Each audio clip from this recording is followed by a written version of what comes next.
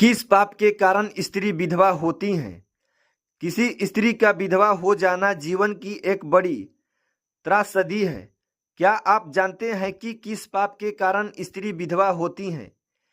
किसी भी महिला द्वारा अपने लिए एक विधवा जीवन की कल्पना करना भी भयावह होता है। हिंदू धर्म ग्रंथों में इस विषय का वर्णन भी मिलता है। गरुड़ पुराण में बताया गया है कि स्त्री के विधवा होने का क्या कारण है। गरुड़ पुराण के अनुसार ये 4 पाप ऐसे हैं जिनके कारण स्त्री विधवा होती हैं। पति से संबंधित व्रतों का सही पालन ना करना, पति से बात बात पर झूठ बोलना और पति की झूठी कस्में खाना, पत्नी द्वारा मांस का सेवन करना, पति से दुर्व्यवहार और उसे अपमानित करना, पति से संबंधित व्रतों का सही पालन ना करना। जो स्त्री अपने पति की आयु से संबंधित व्रत जैसे करवा चौथ और वट सावित्री व्रत आदि से ये व्रत रखते समय पूरे विधि विधान का पालन नहीं करती और व्रत के दौरान अपनी भूख शांत करने के लिए कुछ भी खा लेती हैं, ऐसी स्त्री के पति की आयु कम होना निश्चित है और उनका ये कर्म उसके पति की भविष्य में अकाल मौत का कारण भी बन सकता है।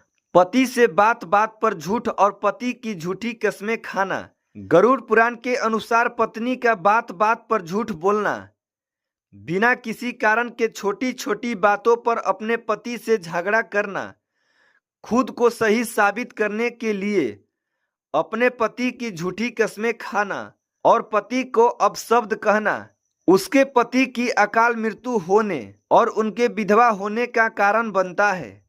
पत्नी द्वारा मांस का सेवन करना। गरुड़ पुराण कहता है कि यदि कोई स्त्री मांस का सेवन करती है तो उसका पति सदैव किसी न किसी समस्या से फंसा रहता है और पत्नी द्वारा किया गया ये पाप कर्म उसके पति की मौत का कारण भी बन सकता है। पति से दुर्व्यवहार और उसे अपमानित करना। गरुड़ पुराण में बताया गया है कि यदि कोई स्त्री अपने पति के लिए पूरी निष्ठा भाव से व्रत पूजन इत्यादि करती है तो किंतु दूसरी तरफ से अपने पति का अपमान भी करती हैं, उसके लिए अपशब्दों का इस्तेमाल भी करती हैं, तो उसके इन पाप कर्मों के कारण उस स्त्री द्वारा किए गए व्रत पूजन आदि निष्फल हो जाते हैं और उस स्त्री को पति के सुख से सदैव के लिए वंचित होना पड़ सकता है। तो दोस्तों, आपको यह छोटी सी जानकारी कैसी लगी, हमें कमेंट करके जरूर बताइएगा। धन्यवाद।